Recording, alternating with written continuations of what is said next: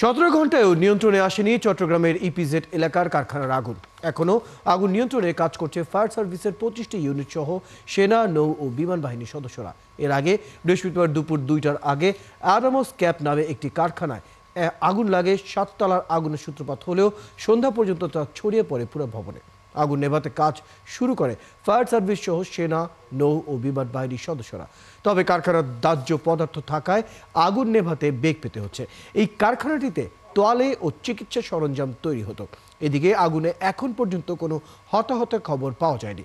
আগুনের সূত্রপাত হওয়ার পরপরই আতঙ্কিত হয়ে ভবন থেকে প্রায় 2 থেকে 2.5 হাজার শ্রমিক কর্মকর্তা বের হতে সক্ষম হন।